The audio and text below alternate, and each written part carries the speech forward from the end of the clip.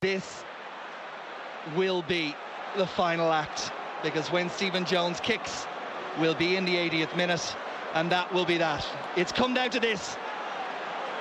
All the dreams and all the hopes and all the aspirations of this Irish Grand Slam effort on Stephen Jones making or not making this kick. Has it? Has not made it. Touchdown, and it's Ireland's day. Yes, 61 years of waiting. How sweet this moment is for Irish sport and for Irish rugby and for a group of players who quite simply believed.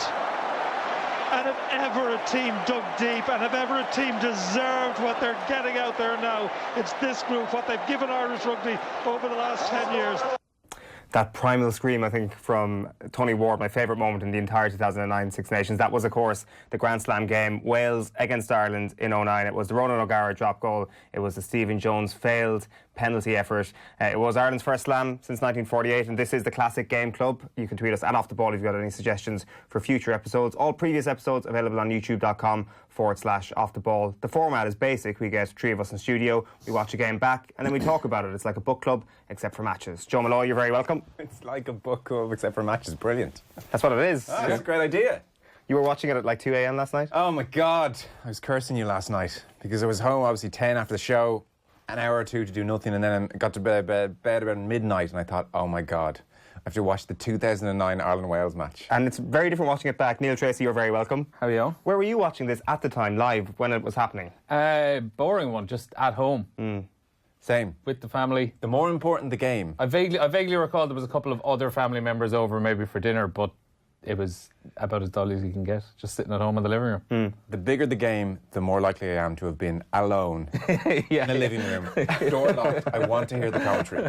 Were you not working for Newstalk at this stage? I was working on the lunchtime show with Eamon Keane Monday to Friday. Okay, so the big sports break was yet to come.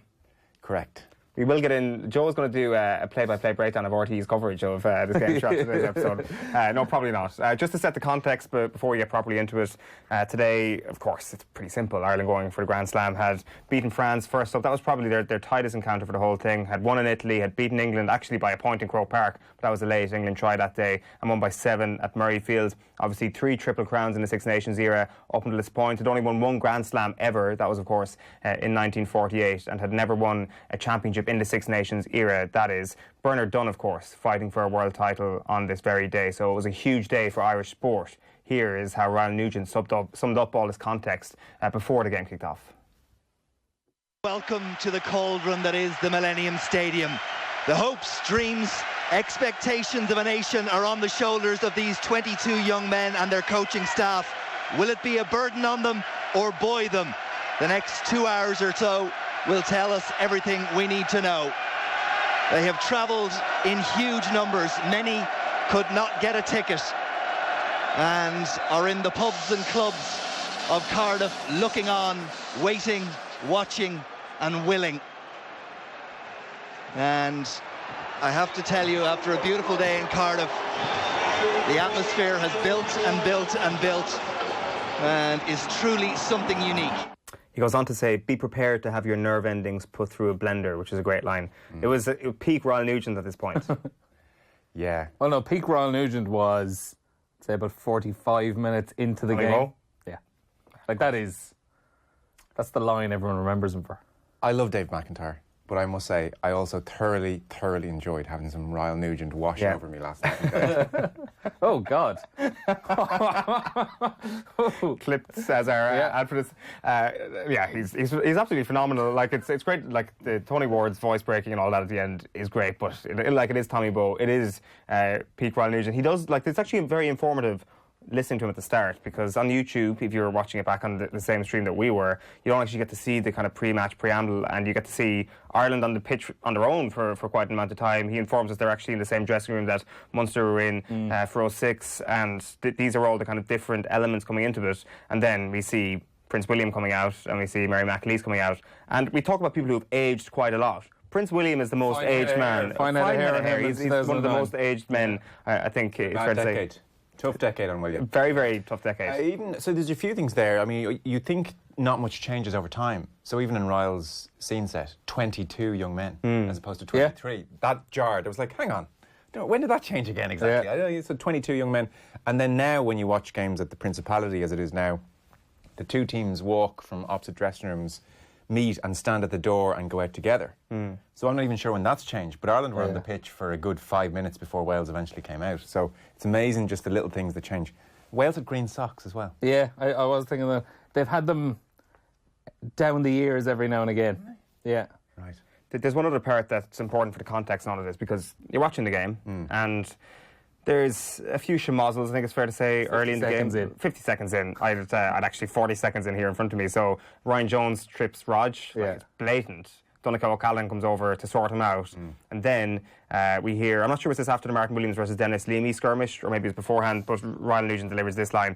Warren Gatland's comments during the week doing nothing for diplomatic relations between the two sides. Now, you could copy and paste that line to every single Wales versus Ireland game. So I just did a quick look back to see what exactly were these comments from Warren Gatland. He said, recent Welsh experiences against Ireland at international and provincial level have not always been the greatest. Of all the teams in the Six Nations, the Welsh players dislike the Irish the most, and they're all very motivated to be playing on Sunday. Ireland are playing very much like Munster, closing down and taking 3 points, and has been reasonably successful so far. But at some stage, you have to take more risks and play some rugby. Step up Dennis Leamy to actually make a couple of offloads in this game. We will see how their players handle pressure. They talked themselves up before playing New Zealand last November and performed poorly. It is a massive game, and we are at home. That is stirring the pot nicely for a game of huge stakes. I mean, he had a point. That was how Ireland had played in that Six Nations. The French tries were amazing, and Heaslip and that step and all that. But in the main, my predominant memory from that Six Nations is Brian O'Driscoll scoring tries from a metre out. Yeah, as ultimately happened in this game, the England game. Yeah, there was an intercept against Italy. Like he that was Brian O'Driscoll back. Actually. The Italy game, I think, was complete. The Italy game was just thrash them. Italy were poor at the time. They ran through them. But the Scotland game the week before the Wales one, that was like 22-15. That was the kind of the pressure starting to set in of, okay, 2 more wins for a Grand Slam. Yeah. You know you should beat Scotland away, and they just kind of got through it. They rested a few players as well for that Scottish game, a couple of them. But Gatland was obviously stirring the pot, but it wasn't a million miles off in terms of how that Irish team went about their business under Kidney that year. It wasn't champagne rugby. And I have to say, actually, when they got their 2 tries in the start of the second half against Wales, that was really good. They actually really turned it on for 10-15 minutes. And you could see Roger was chipping little balls over into each corner and stuff like that, and that's how the 2 tries came about. And it was so much different to the opening half of the game. My overriding feeling from the opening half was just how tense Ireland were. Yes. And I heard Brian O'Driscoll talking very recently. He did a podcast about winning the Grand Slam, so it tied in nicely with this. And he talked about how tense they were, and they didn't enjoy themselves or even relax a little bit more so until the second half and go out and try and have some fun. But even... a few things. Tomás O'Leary, first kick-off, ball goes ruck. Tomás O'Leary, box kick. How many box kicks were in the game? None after that. None after that, were there? there? There were 4 in total. Right. Still low. Okay. And we'll get back to that later on. We're talking about trends and stuff. Sorry, yes. There's a strict format here. I'm breaking into it. No, we all broke it with the excitement of 2009 and the excitement of Ryan Nugent. First one, moment of the match. I'm going to start this off. Marcus Horan making that incredible steal when Wales are bearing down on the Irish goal. Obviously it's before Jones's drop goal, so they would eventually take the lead anyway. I just feel that 7 points was on at that point for Wales. I don't know how he did it. Maybe Marcus Horan doesn't know how he did it. Maybe it was a complete fluke, but it was still the moment that I thought to myself, right, okay, the ball is bouncing in Ireland's favour now. This is that was a coin toss of a moment, and it just happened to come up heads for Ireland at that point. I just think that could have gone anywhere, and for me, that was the moment of the match. That was a grand slam through the fingers. Had Wales managed to get 2 more clean phases, they would have gone over the line. He was someone actually in that match that when I was looking back, and I was thinking, God, he was actually a brilliant player. Unbelievable. He was brilliant.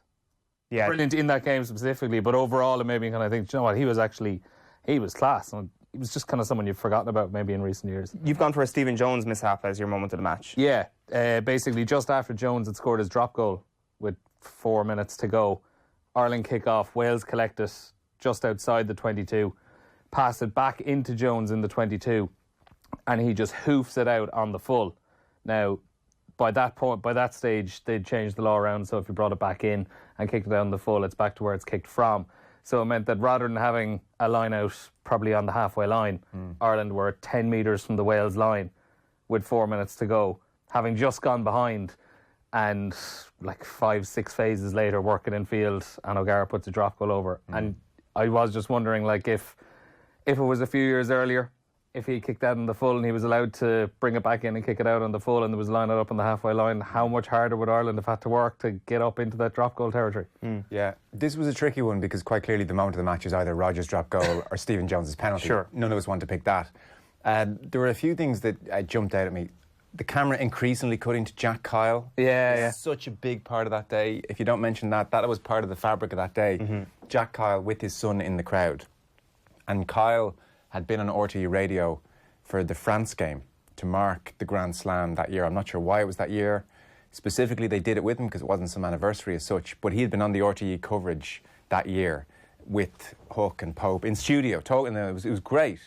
So the country were more aware of Jack Kyle than they might otherwise have been. So at this stage in the championship, Jack Kyle was an old familiar friend. You know, there's Jack. He's back again. He's been with us on the journey the last 6-7 weeks. So that was really lovely. And then if I had to pick another enduring moment which jumped out at me last night, it's not quite from the match, but I'm cheating.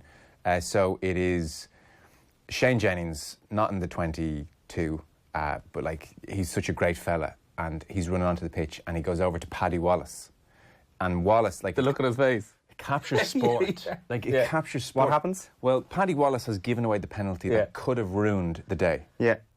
Jennings is running onto the pitch in his tracksuit, and he goes over to Wallace, and everybody is running around celebrating. They're losing their minds, and Wallace is like this. And Jennings comes over, and Wallace just looks up at him and goes, this little grin. It's like, I've got away with this, like you wouldn't believe. And Jennings almost pushing him, going, oh, come on, it doesn't matter now. And he's just like, oh my God. I think he had delayed shock. Yeah. And for me, brilliant. It captures like, geez, we talk about fine margins. Paddy Wallace would still be talked about today as the man who ruined the Grand Slam. Yes. And that was dawning on him, and he was the most relieved man I've ever seen. So in a way, that kind of lingered with me last night watching it. Those post-match reactions are very interesting. Whenever sports people come in and have a conversation here, they talk about the 10 minutes afterwards being the moment. That is what you play for. And I've never seen it more evident than on those Irish players' faces. Just in pure ecstasy for those 10 minutes. You've got Ronan O'Gara lip-syncing Galway Girl. You've got Rob Kearney spraying champagne. Brian O'Driscoll, I know he smiles a lot, but the biggest smile I've ever seen on his face at the end. This was just pure and utter joy from all these players. There was one with O'Driscoll just after the full-time whistle, and one of his teammates is walking up towards him, and he has his kind of hands in the air. Pain. He's like trying so hard to be happy and smile, but you can actually see he is just exhausted. Yeah, it looks like a man in He's got this kind of like he wants to be happy so much. He's just absolutely wrecked. Yeah, that was very striking. Yeah. He wasn't smiling, he was grimacing. Yeah. He picked up the Man of the Match award. He was the official RBS Six Nations Man of the Match. We do a thing here in the show called Secret Man of the Match, somebody who kind of flew under the radar with a great performance. I've gone for Rob Kearney. I thought Rob Kearney was really good. Really? I was about to have a bit of a nibble at Rob. Well, you go first then. Well, I just thought every time he got the ball, it was like it was the things we would now criticise a 34-year-old Rob Kearney for doing. Every time he got the ball, he ran 50 metres, booted in the air, and generally too far away from himself to chase it down and catch it. Now, he perfected this skill, as we know. Yeah. And there was a period where literally he was almost gathering 50-60% of these kicks that he kicked for himself. But in this game, bar one, and it was a knock-on more so they gave it to him, he just got the ball, booted it, and chased after it with no hope of getting possession back. And I found this increasingly frustrating as it went on. I think it was probably the one that I typed in Rob Kearney into my Secret Man of the Match category. And he did miss a tackle as well after following up one of those, and he did get taken off. So I've gone for a very, very secret Man of the Match. So secret, he's probably the 15th most likely Irish player to have got it. I don't know, I think Wales were trying to actually adopt a similar tactic, which is why I went for him. Okay. And booting down balls on top of the Irish back three, and Kearney was just cleaning up. There was no way they were getting through. Like, after he goes off, I think does Rog even drop deep to get one? Perhaps, I don't even know, but like this was a tactic from Wales. Like we'll get into the huge differences in the types of kick. The ball went to boot countless times in this match, and the full-backs were under severe pressure, and I thought Rob Kearney stood up well. Okay, in Rob's defence, briefly, because I feel like I've unnecessarily had to go to him there. To be fair, I'm taking his safety under the high ball and catching every single high ball for granted. That's kind of how good he is. True, I just dismissed that instantly. I was like, okay, of course he got the ball. He's Rob Kearney. Yeah, so to be fair, it may be less secret then. Who would you have gone for? In the opening 15 minutes, Tomás O'Leary was brilliant, I thought. He's putting in tackles. He put down a Welsh player behind their own try line. There was a fantastic kick into the corner for touch. He was setting a tempo. Like the first 10 minutes of Ireland's tempo was fantastic. And I thought, bloody hell, Tomás O'Leary. Because I always remember Peter Stringer as passing to Rog. And maybe in my head I thought, who started that game at scrum half? Couldn't quite remember. So in the opening 10-15 minutes, I thought Tomás O'Leary really caught my eye. And O'Driscoll in that podcast said that he was talking to O'Leary in the bar after the French game. And O'Leary was part of the new breed. And O'Leary had half joked with with O'Driscoll. And O'Driscoll said he always stuck in his head. He was like, man, you dopes have been at this for 10 years. Like, let's just win a Grand Slam already. And he was part of that new breed, which is something worth mentioning. I'll get to my man of the match in 1 second.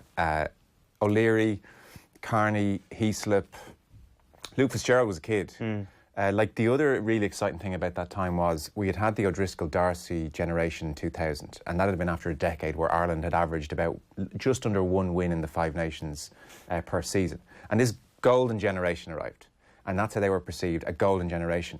So 09 is very exciting because it actually turns out, hang on, there's either a second golden generation coming right after them, or maybe we're getting the hang of producing players.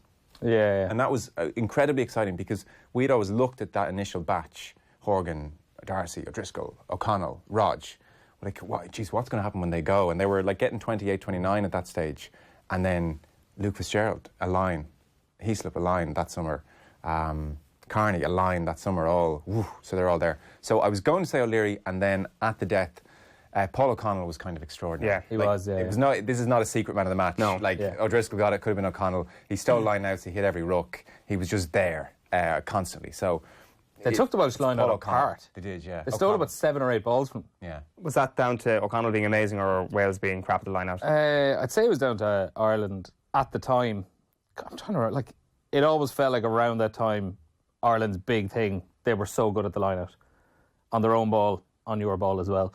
But yeah, that jumped out. There was at a huge amount of steals. You've gone for a curveball at man of the match? Yeah, initially I was trying to choose, was it either Marcus Horn or Dennis Leamy? I thought both of them were absolutely brilliant, particularly with Leamy coming on after 5 minutes and stuff like that. For Ferris. Yeah. And in the end, I actually just scrapped that and I went for Declan Kidney / the coaches. Cop out. Very hipster. Very hipster. Because I actually think at half-time, I kind of mentioned it there a few minutes ago, right at the start of the second half, they changed it up completely. The way they were kicking, they started just dropping balls into each corner constantly at the start of the second half.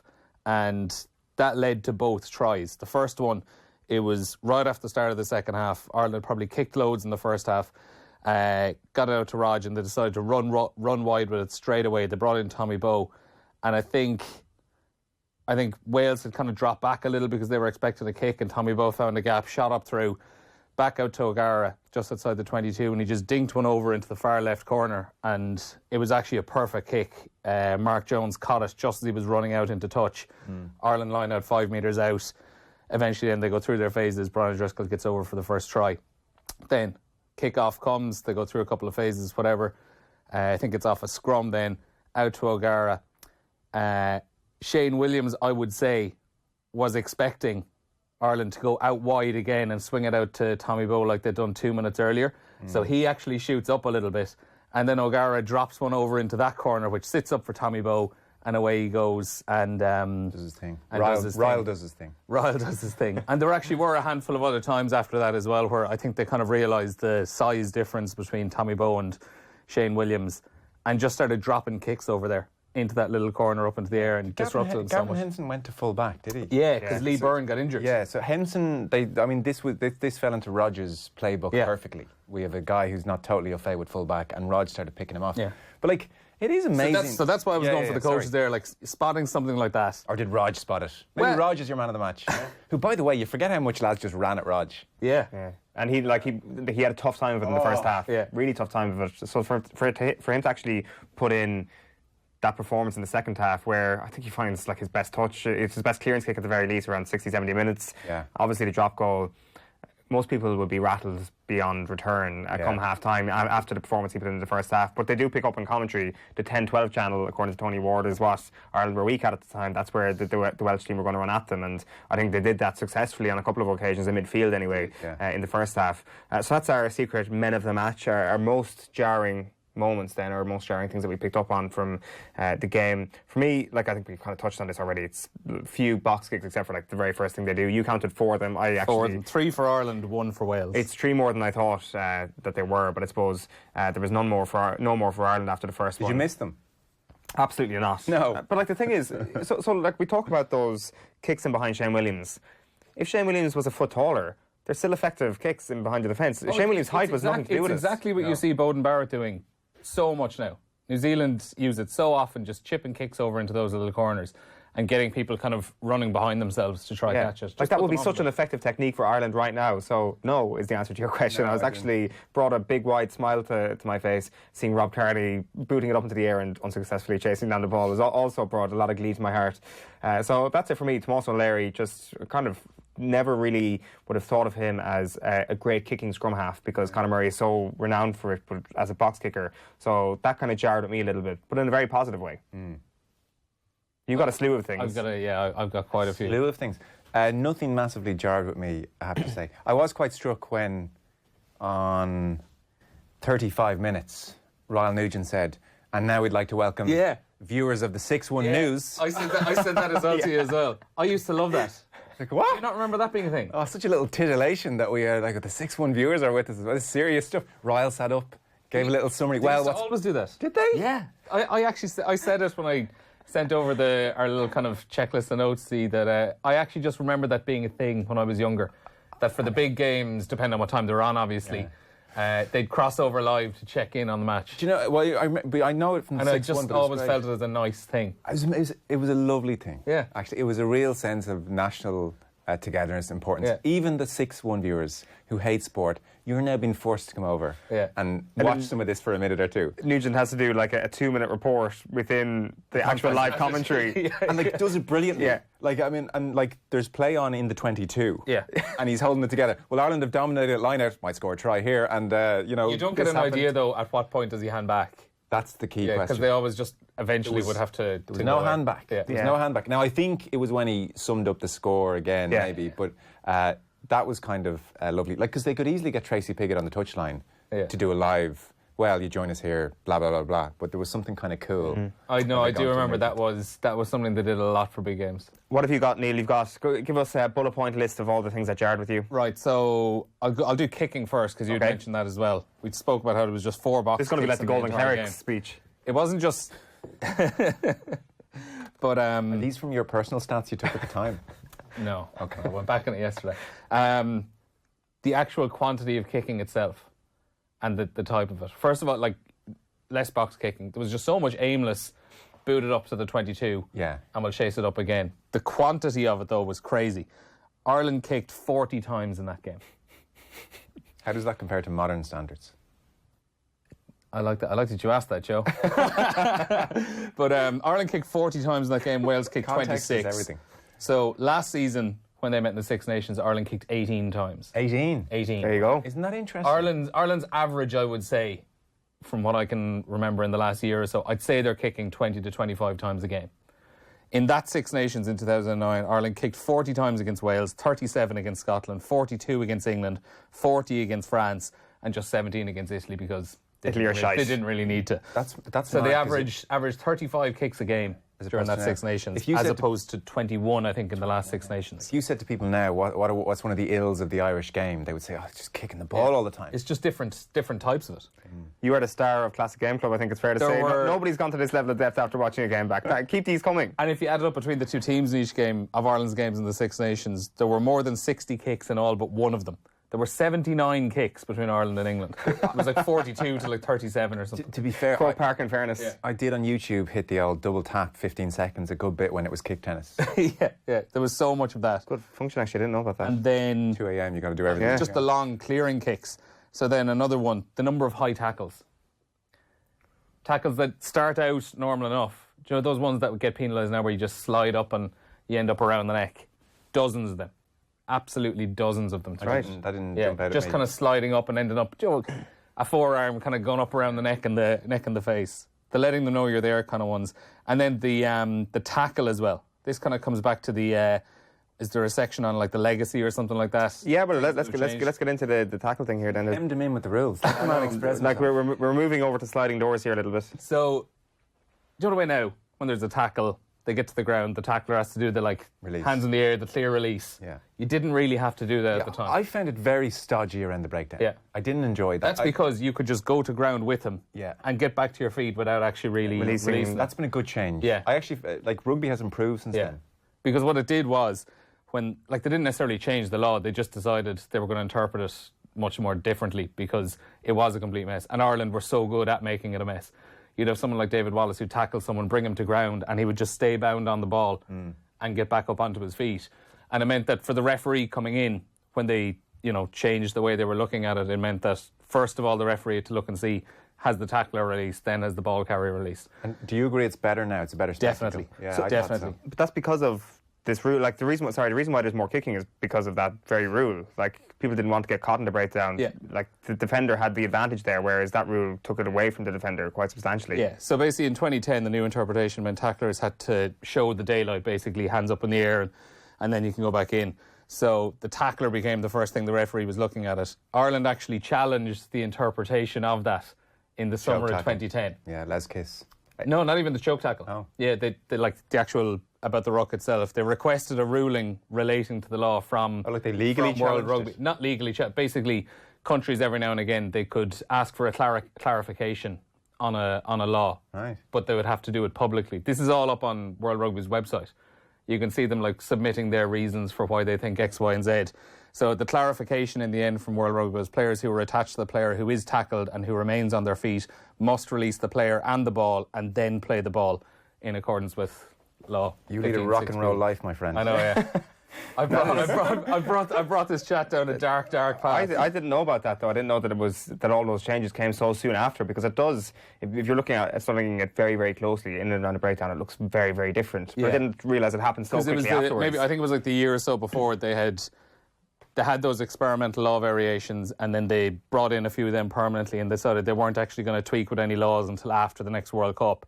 But what they were going to do with some things was just kind of clarify the interpretation of what exactly is happening. So there were a few of those where countries would kind of challenge a rule or challenge a law and get it clarified and stuff like that. And that was one. And that's the way we have it now, which is far, far better. Some top answers there from Neil Tracey. Top answers is right, which brings us nicely on to trending, which has kind of turned into most jarring as well, but the leftovers of the most jarring segment, I guess. For me, the thing that's trending is Brian O'Driscoll. But I know he was man of the match in the award. Not World Player of the Year. I don't know. One of the most complete performances I've seen, and we got swept away. I'll hold my hands up. Personally, I got swept away with this idea of the 2018 Grand Slam team, saying there's no way 09 were as good as them. And then you watch O'Driscoll and you watch O'Connell, and it's like there's no way that you can substantially say that this 09 generation or that this 18 generation was just better because they'd won a few more championships in the year before that under Schmidt's early years and all that. I think it's very, very close, and it's probably a conversation for another day. But on second viewing, O'Connell was unstoppable in the line-out. O'Driscoll was unstoppable everywhere. In the breakdown, he picks up Shanklin at one point and drives him backwards. So for me, he's trending there. As you say, World Player of the Year should have been. And Alan Wynne-Jones, I think he had a mullet. We've got an image of that here. Yeah, he was very young looking. Very much on trend for me. That is a mullet, right? I googled Alan Wynne-Jones mullet and I came up with no results. So maybe I'm the first person to unearth this. If I am, well, the mullet, trending in 2009. The mullet was trending around that. I had one. Did you? A little bit. By accident, really. I kind of found myself one day after a particularly bad haircut with a mullet. I know, it didn't look well. Did you ask for the bad haircut? It didn't look well was the least needed add-on there of all time. Lads, do we have anything else here for trends that you notice? Yeah, substitutions. You'd mentioned it a 22-man 22-man game. And also the fact that they didn't really use substitutions as like the finishers. Not a coordinated thing, 50 minutes, get them off, It was, you use your substitutes if you needed to make a substitution. Yeah, that's a big change. Like, both Ireland and Wales ended the game with their starting props on the pitch.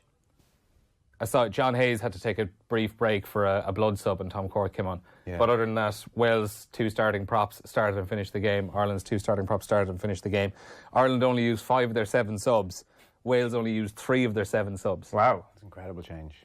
If you look at now, like, how often do you see a game in the professional era where all 8 subs aren't used? Be a sackable offensive.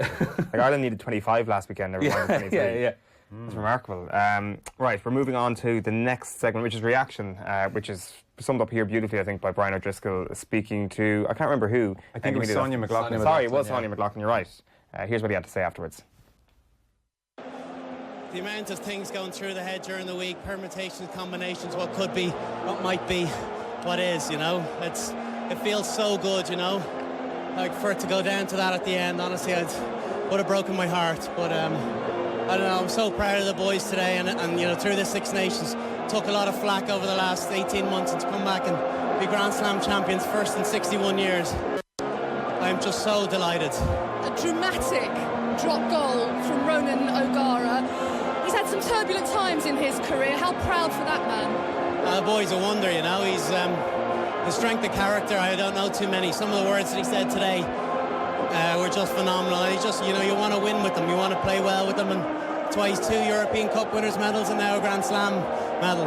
It's a worn old cliche, but what on earth did Declan Kidney say to you at half-time? Because you came out a team possessed, scored 2 quick tries, and it really was the turning point. We said we're still completely in it. We just hadn't converted any of our pressure into points, and we did that. We came out firing and got 2 quick tries, and then we stopped playing a bit. But you couldn't have asked for a more dramatic end than that. The drop goal, and then for Steve to miss a penalty by a yard. I don't know. It was just a phenomenal feeling. The thing I took from that was what he said about Ronan O'Gara, the born winner thing, had won 2 European Cups, has now won a Grand Slam. That was the Leinster view of Munster players at the time. Yeah. The 2 medals that they've got for Europe. That 2009 turns into the seminal moment for not only Brian O'Driscoll but all his Leinster teammates, because we know what happens next. Even the starting team, 8 Munster players, 5 Leinster, 1 Ulster, and 1 Osprey, because you were allowed to do that at the time. Yeah. That wasn't an issue. I must confess, that was the first year I really started to warm to the Leinster bunch. I had a... Oh, when they won, was it? No, it was... Yeah, I mean, yeah. But it was almost the Harlequins game. Yeah. Subsequently. Yeah. Like, before... That was a game they would have lost in years gone by. Yeah. And almost not content to lose, that's unfair in them, but by their own admission, they weren't consummate pros. They were enjoying life in Dublin, phenomenally talented, and I'm sure cared about it massively. But there was something when you looked at the Munster boys and what they were doing that was very hard not to admire and love. And I just had that was before Leinster had really reached into the rest of the province. Like, it was still a South Dublin thing. And in Kildare, I didn't, even though Jamie Heaslip was from Kildare, and a lot of the team were, didn't feel overly part of that club, and there wasn't as much to get on board with. But it was around that time that they really started to show their mettle, the kind of steel that was there. And that was such a turning point. Like, even in O'Driscoll's career, because the year before he's in Michael Cheika's office saying, I'm 28 years old, I've won a Celtic League like 8 years ago, I may have to go here. Like, that was the turning point in his career, and very quickly, as we all know, Heineken Cup, and then he's a Lion, and then, the rest is history, and he now retires with how many medals, I don't know. But, yeah, it's kind of, if you're talking about, like, sliding doors or seminal moments, like, when you think about it, like, it's like, Jesus, Ireland scored 2 tries in 2 minutes, and otherwise is the Rog drop goal. Like, and Tony Ward on commentary is saying, Wales at their best are better than Ireland. I took note of that actually as well, And you look at the context, these are the Grand Slam champions of 2008, they're going to beat Ireland in a World Cup quarter-final in 2011. Like, I'm sure Wales look at Ireland and think, you lads are just so deluded. Like, okay, you have a platform at club level to win everything, but when it comes down to it in the big games, we tend to beat you. This was definitely an exception to that. The sliding doors moment here is that generation, and more so the Leinster lads, Like, who knows if they had lost that Grand Slam game, how that would have fed into Leinster's Heineken Cup season. Hugely. It would have fed in massive. You see the levels of joy. If you're Munster might have won a Heineken Cup if that was the case. Potentially. Well, who knows? Yeah. But we could have been looking at that generation as the great underachievers. Yeah. The Leinster boys would have been labelled with the fancy dans who, when, take the tries O'Driscoll scored from like a metre out, the tackles you talked about. That would have all been forgotten, and it would have been blonde flowing locks. Yes. Never did it when it counted. And that day in Cardiff turned that on its head. It transformed the CV of all those players, and it probably propelled them on to do great things over the next few years. So in terms of the importance of this, obviously Grand Slam is amazing, but actually in a grim sort of way, sliding doors moment, you'd love to have seen what might have happened if Stephen Jones makes that penalty. Yeah. The careers of those Leinster players, what happens? On the penalty, actually, and it was one thing I wanted to bring up. First half of the game, and I'm wondering how much of a factor was the roof that day. First half of the game, he had a penalty from 49 metres, exactly the same distance, literally just to the other side of the halfway line if you go into the second half. He had, I would say, 6-7 metres on it in terms of distance. Yeah. You go 2 metres to the right where he's going back into the other post, exact same distance, end of the match. Now, I know end of the match, there might be fatigue, the pressure of it and stuff like that. But he's kicking that 6-7 metres short. Roof was open that day. Was there wind? I wonder, yeah. How much of a decision when you actually look back in hindsight? Yeah. Could having the roof closed have made on that? I think we can all agree that Gavin Henson going for that from 57 metres out is one of the most stupid calls of all time. He had a huge He was roof. entitled to. Yeah. No, I'm completely using hindsight here and saying that he came up like 5 to 10 metres short. And another one just... you went to church after every game. Can we play that? I actually didn't look for it. It's not there. It's on YouTube. Is it? Yeah. Another bit I just want to throw in here as well, while Tommy's digging that out maybe or something like that. But the penalties Ireland conceded to let Wales back into it were atrocious. It's shocking. So many stupid things happened in the second half. So Ireland were 14-6 up. Wales kick off, or it's off a line out. It's not back to Mike Phillips. He knocks on into the hands of Matthew Rees. Yeah. Should have been an Ireland penalty for offside. In the end, Wayne Barnes just calls a knock on, and one of the Irish players obviously gives him a bit of lip saying that should be a penalty. Turns it over from a scrum to a penalty to Wales.